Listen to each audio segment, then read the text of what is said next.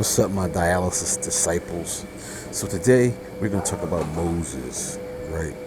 Now I love Moses because, he kind of reminds me of me. But before we get into it, hi everybody, I'm Troy Sneed. Welcome to the channel. If you're new here, thank you for coming. I'm the author of A Gifted Tome, the 40-day spiritual fast for dialysis patients. If you're interested, the link is below. So what's interesting about Moses, I feel like we had the same type of calling. Like he was called to remove the Israelites from bondage. And I feel I'm called to do the same thing for dialysis patients, from the mental bondage of this particular treatment that we adhere to. Okay, so Moses had to endure. He had to endure for a journey. He spent 40 years in the wilderness, right?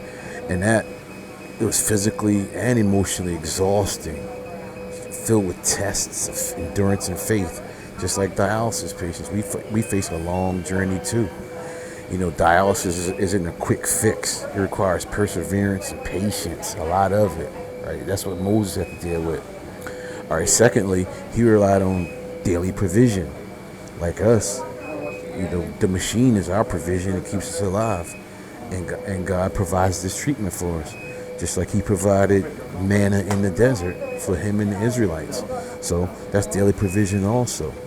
Then also, he had moments of doubt and renewed faith. So Moses often questioned God's plan, and he struggled with doubt, wondering if he could continue the journey. But God reassured him and renewed his strength, just like he does with us every time we walk in here, right? We might be questioning, like, why are we doing this? Or why is God putting us through this? But he reassures us that, it's for a reason, it's for a purpose, right? And encounters in isolation. So God called Moses up to the mountain, and he talked to him. Moses was blessed enough to look God as much as he could. You have to read to get the details, but he actually spoke to God, right? And we have the ability to do the same thing when we're in this chair and we're feeling by ourselves. Use that time, close your eyes, pray, and get revelation and get divine intervention from him, because the enemy wants to get you alone, but you're not alone because you have Jesus sitting right next to you, right? And we get a lot of support. Moses needed support. He had his brother. He had her. There's a story in the Bible when his people were in a war, and he had only time his forces was win is when he held his staff up, but his arm got tired, and as soon as his arm went down, his forces started getting overwhelmed. He put it back up, his forces started winning. So he had his brother Aaron and her hold his arms up, to hold the staff up. And that's what you need. You need support system. If you're married, lean on your wife. Come to this community here on this channel. Get support from me and get support from others. It's very important. So, we need support too. And faithfulness, man. That's what Moses was faithful. When God told him to do something, he was obedient, and he did it.